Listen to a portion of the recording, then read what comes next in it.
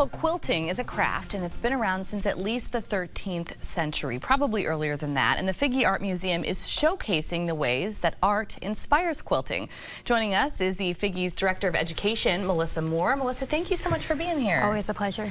So talk to us. Quilt Day is on March 16th. That's this coming Saturday. Yes, so National Quilt Day is a day to celebrate wherever you are. We thought that a very special way to do that in the Quad Cities would be to invite the Mississippi Valley Quilters Guild in to showcase their work. And we've been doing this for over 10 years with them. We love this partnership, and we're excited to have it back in 2024. Yeah, you guys have been collaborating for a long time now, about a decade. Yeah. Tell us a little bit about that organization. So they were founded in 1983, and they've been around for quite a while.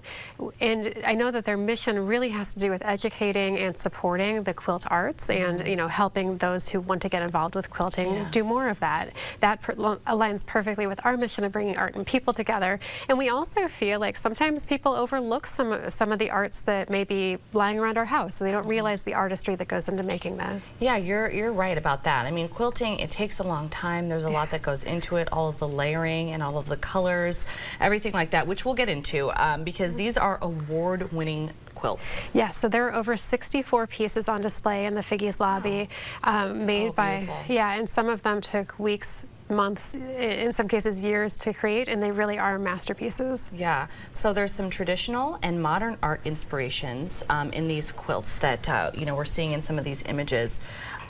It's kind of interesting to think of it that way because it is such an old craft with a lot of history, but people really have found ways to modernize a quilt. Right. I mean, some of them you may be blown away by just in terms of not expecting what you see. Some of them, the exhibition this year is actually called Art Inspires Quilting, and so some have very direct references to that. There's one quilt that has the portrait of artist Frida Kahlo in it.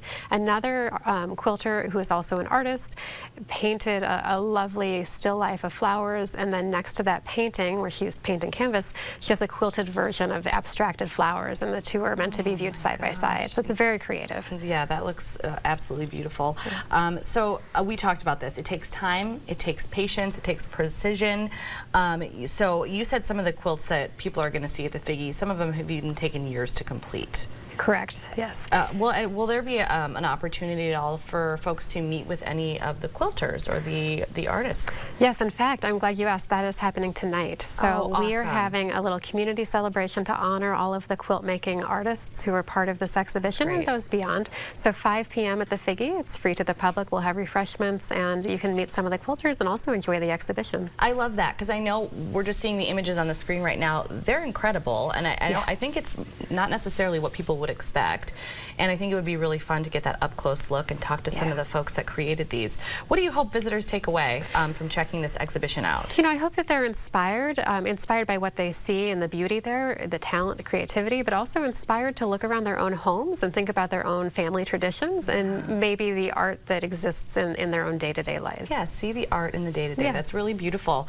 There's also a couple of quilts that you guys are raffling off. Yes, and so actually it's the Mississippi Valley Quilters Guild who's doing the raffling. There are 2 quilts. You can pick up your raffle tickets. The Guild has amazing volunteers who are sitting with the exhibition all week long in case people drop in and have questions or want to purchase those raffle tickets.